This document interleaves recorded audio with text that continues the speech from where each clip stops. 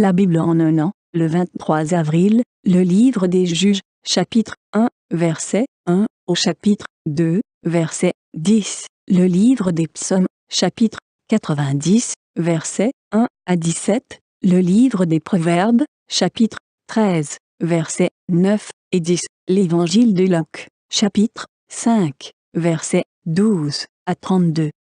Le livre des Juges, chapitre 1. Après la mort de Josué, les enfants d'Israël consultèrent l'Éternel en disant « Qui de nous montera le premier contre les Cananéens pour les attaquer ?» L'Éternel répondit « Juda montera, voici, j'ai livré le pays entre ses mains. » Et Juda dit à Siméon son frère « Monte avec moi dans le pays qui m'est échu par le sort, et nous combattrons les Cananéens. J'irai aussi avec toi dans celui qui t'est tombé en partage. » Et Siméon alla avec lui. Juda monta, et l'Éternel livra entre leurs mains les Cananéens et les Phéréziens. Ils bâtirent 10 000 hommes à Bézek. Ils trouvèrent Adoni-Bézek à Bézek. Ils l'attaquèrent, et ils battirent les Cananéens et les Phéréziens. Adoni-Bézek prit la fuite, mais ils le poursuivirent et le saisirent, et ils lui coupèrent les pouces des mains et des pieds. Adoni-Bézek dit « 70 rois ayant les pouces des mains et des pieds coupés, ramassés sous ma table. Dieu me rend ce que j'ai fait. » On l'emmena à Jérusalem, et il y mourut. Les fils de Juda attaquèrent Jérusalem et la prirent, ils la frappèrent du tranchant de l'épée, et mirent le feu à la ville. Les fils de Juda descendirent ensuite pour combattre les Cananéens qui habitaient la montagne, la contrée du Midi et la plaine. Juda marcha contre les Cananéens qui habitaient à Hébron, appelé autrefois Kirjat Arba, et ils bâtirent Sheshaï, Haïman et Talmaï. De là il marcha contre les habitants de Débir. Débir s'appelait autrefois Kirjat Sefer. Caleb dit « Je donnerai ma fille Aksa pour femme à celui qui battra Kirjat Sefer et qui la prendra. » Othniel, fils de Kénaz, frère cadet de Caleb, s'en empara, et Caleb lui donna pour femme sa fille Aksa.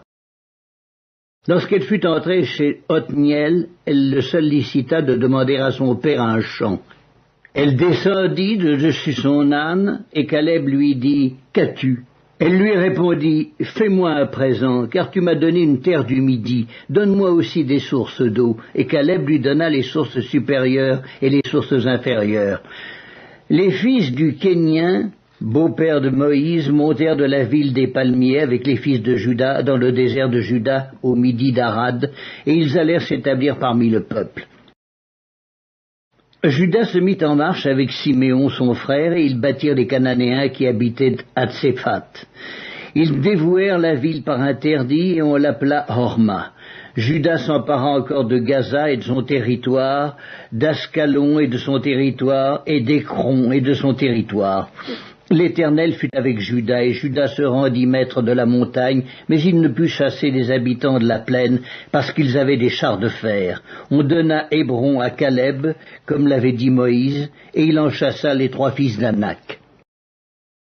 Les fils de Benjamin ne chassèrent point les Jébusiens qui habitaient à Jérusalem, et les Jébusiens ont habité jusqu'à ce jour dans Jérusalem avec les fils de Benjamin. La maison de Joseph monta aussi contre Béthel, et l'Éternel fut avec eux. La maison de Joseph fit explorer Béthel, qui s'appelait autrefois Luz. Les gardes virent un homme qui sortait de la ville, et ils lui dirent « Montre-nous par où nous pourrons entrer dans la ville, et nous te ferons grâce. » Il leur montra par où ils pourraient entrer dans la ville. Et ils frappèrent la ville du tranchant de l'épée, mais ils laissèrent aller cet homme et toute sa famille. Cet homme se rendit dans le pays des Étiens. Il bâtit une ville et lui donna le nom de Luz, nom qu'elle a porté jusqu'à ce jour. Manassé ne chassa point les habitants de Beth-Shen et des villes de son ressort, de Tahanak et des villes de son ressort, de Dor et des villes de son ressort, de Gibléam et des villes de son ressort, de Megiddo et des villes de son ressort, et les Cananéens voulurent rester dans ce pays. Lorsqu'Israël fut assez fort, il assujettit les Cananéens à un tribut, mais il ne les chassa point. Éphraïm ne chassa point les Cananéens qui habitaient à Gézer, et les Cananéens habitèrent au milieu d'Éphraïm à Gézer. Zabulon ne chassa point les habitants de Kitron, ni les habitants de Nahalol. Et les Cananéens habitèrent au milieu de Zabulon, mais ils furent assujettis à un tribut. Azer ne chassa point les habitants d'Akko, ni les habitants de Sidon, ni ceux d'Aklal, d'Akzib, de Helba, d'Afik et de Rehob. Et les Asérites habitèrent au milieu des Cananéens, habitants du pays, car ils ne les chassèrent point. Nephtali ne chassa point les habitants de Beth-Shemesh, ni les habitants de Beth-Anath, et il habita au milieu des Cananéens, habitants du pays, mais les habitants de Beth-Shemesh et de Beth-Anath furent assujettis à un tribut. Les Amoréens repoussèrent dans la montagne les fils de Dan, et ne les laissèrent pas descendre dans la plaine. Les Amoréens voulurent rester à Ar-Hérès, à Ajalon et à Chalbim, mais la main de la maison de Joseph s'appesantit sur eux et ils furent assujettis à un tribut.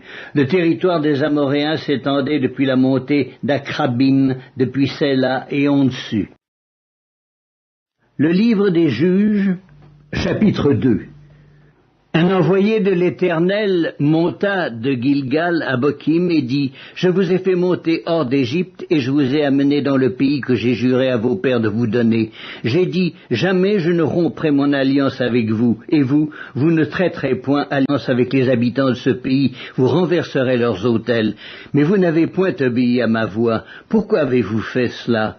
J'ai dit alors, je ne les chasserai point devant vous, mais ils seront à vos côtés et leurs dieux vous seront un piège. Lorsque l'envoyé de l'Éternel eut dit ces paroles à tous les enfants d'Israël, le peuple éleva la voix et pleura. Ils donnèrent à ce lieu le nom de Bokim, et ils offrirent des sacrifices à l'Éternel. Josué renvoya le peuple et les enfants d'Israël allèrent chacun dans son héritage pour prendre possession du pays. Le peuple servit l'Éternel pendant toute la vie de Josué et pendant toute la vie des anciens qui survécurent à Josué et qui avaient vu toutes les grandes choses que l'Éternel avait faites en faveur d'Israël. Josué, fils de Nun, serviteur de l'Éternel, mourut âgé de 110 ans. On l'ensevelit dans le territoire qu'il avait eu en partage, à Timnath-Hérès, dans la montagne d'Éphraïm, au nord de la montagne de Gaash. Toute cette génération fut recueillie auprès de ses pères, et il s'éleva après elle une autre génération qui ne connaissait point l'Éternel, ni ce qu'il avait fait en faveur d'Israël. Psaume 90, prière de Moïse, homme de Dieu. Seigneur, tu as été pour nous un refuge de génération en génération. Avant que les montagnes fussent nées et que tu eusses créé la terre et le monde, d'éternité en éternité, tu es Dieu. Tu fais rentrer les hommes dans la poussière, tu dis, Fils de l'homme, retournez. Car 1000 ans sont à tes yeux comme le jour d'hier quand il n'est plus, et comme une veille de la nuit. Tu les emportes semblables à un songe qui le matin passe comme l'herbe. Elle fleurit le matin et elle passe, on la coupe le soir et elle sèche. Nous sommes consumés par ta colère, et ta fureur nous épouvante. Tu mets devant toi nos iniquités, et à la lumière de ta face nos fautes cachées. Tous nos jours disparaissent par ton courroux, nous voyons nos années s'évanouir comme un son. Les jours de nos années s'élèvent à 70 ans, et pour les plus robustes à 80 ans. Et l'orgueil qu'ils en tirent n'est que peine et misère, car il passe vite, et nous nous envolons. Qui prend garde à la force de ta colère et à ton courroux selon la crainte qui t'est due. Enseigne-nous à bien compter nos jours, afin que nous appliquions notre cœur à la sagesse. Reviens, Éternel, jusques à quand, aie pitié de tes serviteurs.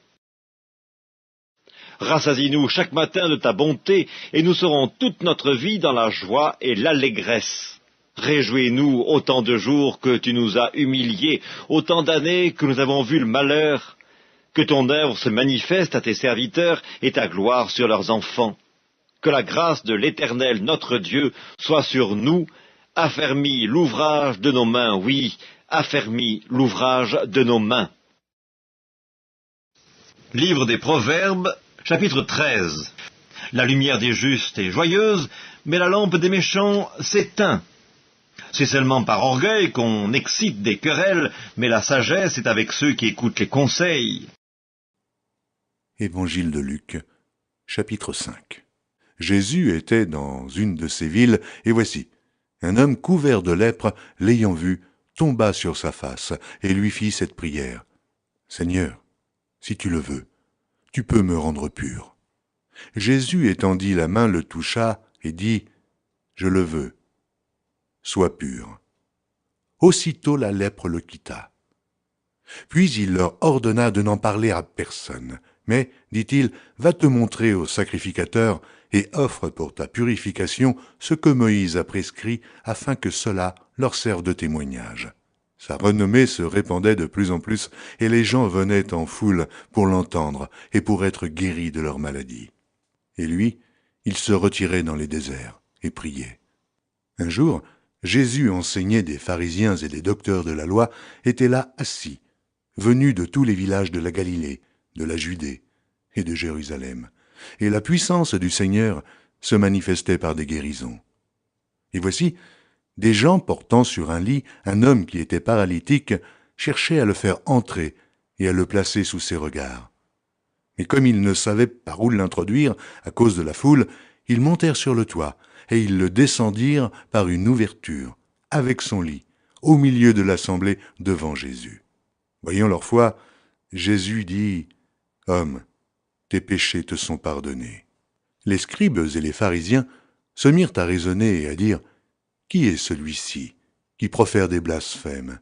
Qui peut pardonner les péchés si ce n'est Dieu seul ?» Jésus, connaissant leurs pensées, prit la parole et leur dit « Quelle pensée avez-vous dans vos cœurs? Lequel est le plus aisé de dire « Tes péchés te sont pardonnés » ou de dire « Lève-toi et marche » ? Or, afin que vous sachiez que le Fils de l'homme a sur la terre le pouvoir de pardonner les péchés, je te l'ordonne, dit-il au paralytique. Lève-toi, prends ton lit, et va dans ta maison.